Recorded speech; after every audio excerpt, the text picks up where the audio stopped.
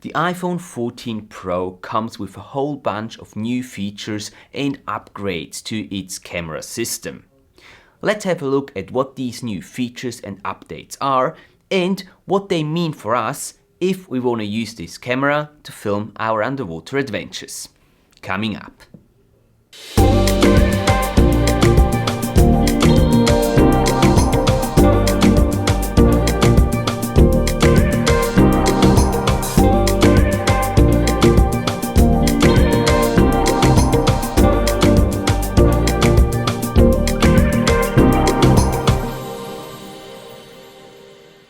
Hi and welcome back to the channel. Thank you so much for tuning in to today's video.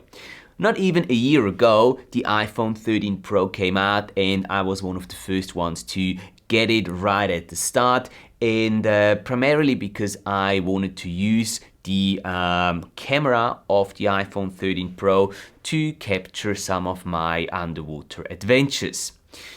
Not that I was gonna let go of my larger camera rigs like my Red Komodo or my GH5S that I use for my commercial and client work, but oftentimes in the past I found those rigs to be, too big, too heavy, too cumbersome to carry with me on like a personal vacation where I was gonna do just a couple of dives, and I wanted something, small and convenient to have with me, but something that is still powerful enough to deliver good quality photos and videos when using it underwater. And I did find that with the iPhone 13 Pro. I've used it in the past 10-11 months. I've used it with a variety of different housings, and overall I was very happy with the results I was getting out of the camera that is built into the iPhone 13 Pro. A little while ago then I found my ideal setup where I was putting the iPhone 13 Pro in a Divevolk housing with the accessories that Divevolk makes for it. It's the SeaTouch 4 Max, that's the model of the housing that I've been using with the iPhone 13 Pro. And I used some extra lights on there and a macro and a wide angle conversion lens, a red filter, and that worked great in a small and compact setup. I'm gonna put a link to my review video I made about the Divevolk SeaTouch 4 Max just up here in the corner, so if you haven't seen that yet and you're interested, you can go and check that out.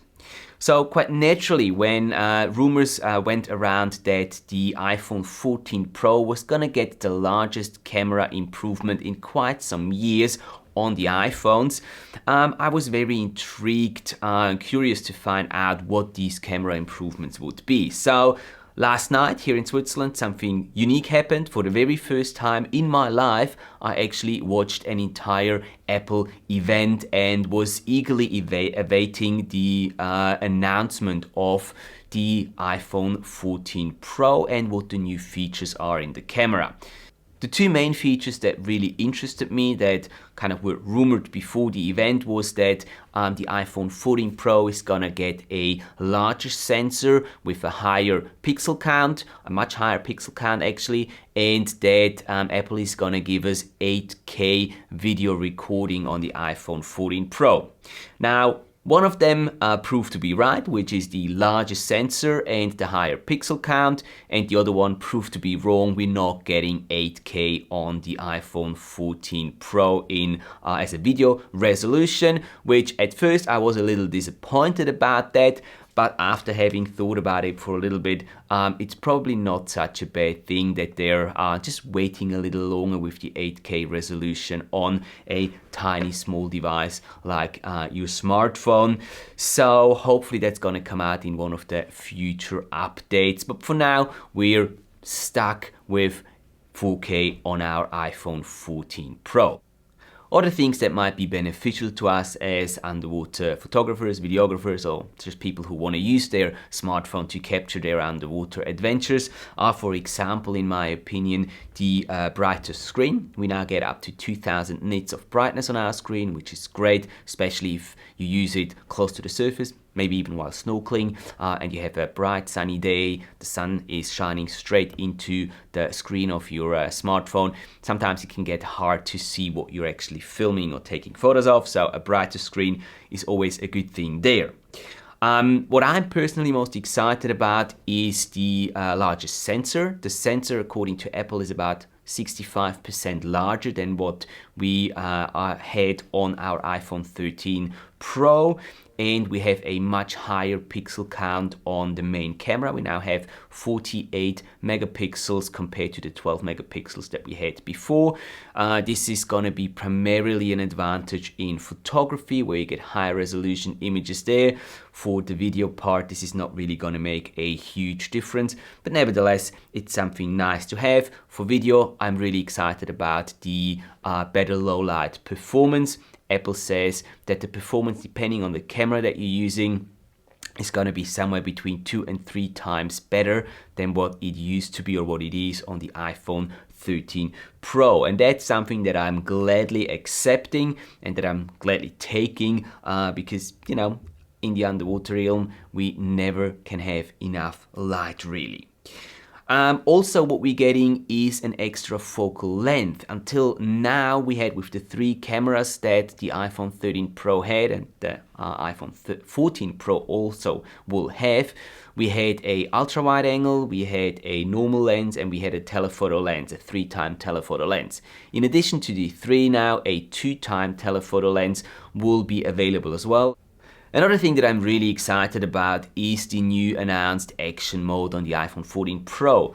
According to Apple, this mode will make gimbals obsolete in combination with the iPhone 14 Pro, which is fantastic, because this is something that a lot of people struggle with when filming their underwater adventures, that the footage turns out to be rather shaky. And by having a tool integrated in your smartphone, in your camera, that will help you with that is great. We've seen this on the GoPro Hero 10. On the last update, they've just updated their stabilization system by quite a bit, and the results are really, really cool.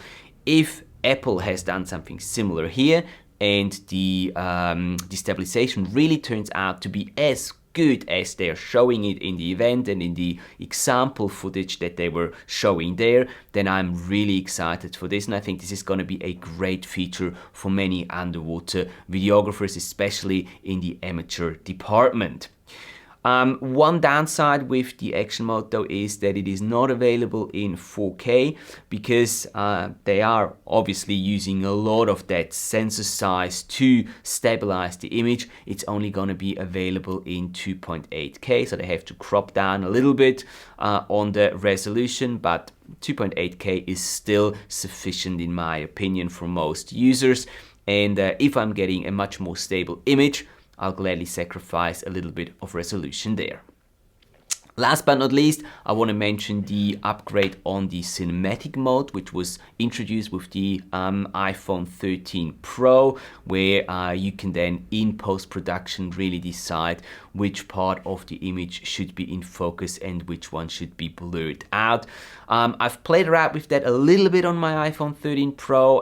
Wasn't really too happy with the results I was getting using the cinematic mode underwater, so that's not something that I'm very excited about. But the upgrade here is that up until now on the iPhone 13 Pro, the cinematic mode was only available in Full HD in 1080p. Now you can use it with a resolution of 4K up to 30 frames per second, which again is a nice little upgrade, but not something game-changing in my opinion. So, will I upgrade? Will I exchange my iPhone 13 Pro for the new 14 Pro? Yes, I will, for a couple of reasons.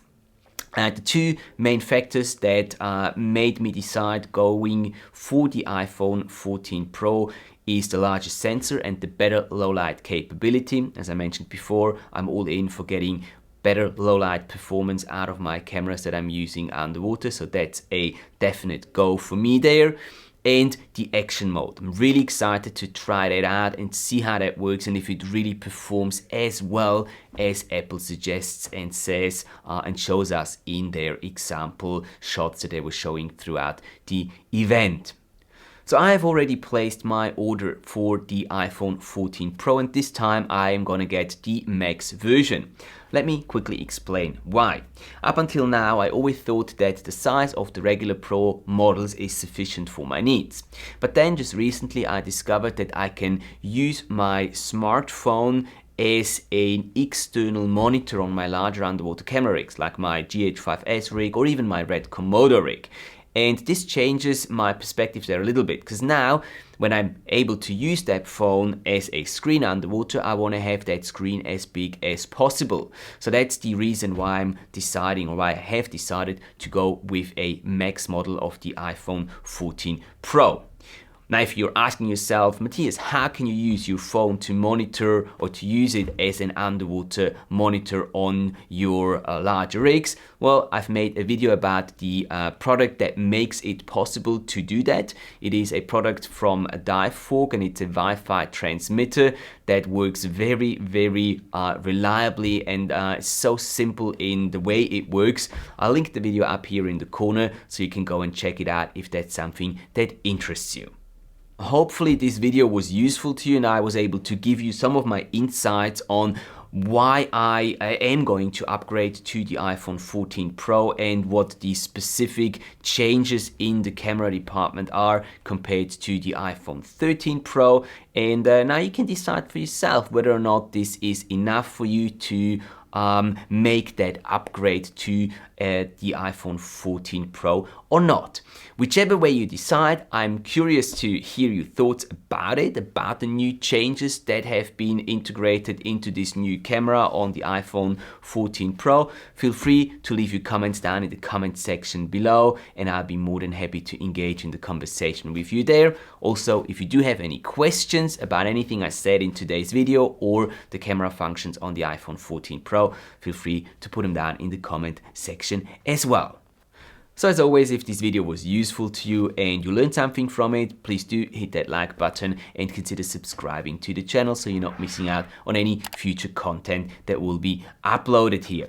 I'm hoping to get the iPhone 14 Pro before the end of the month when I'm traveling to Madeira Island to film the European Championship in underwater photography and videography, sort of the same thing as I did last year in Porto Santo.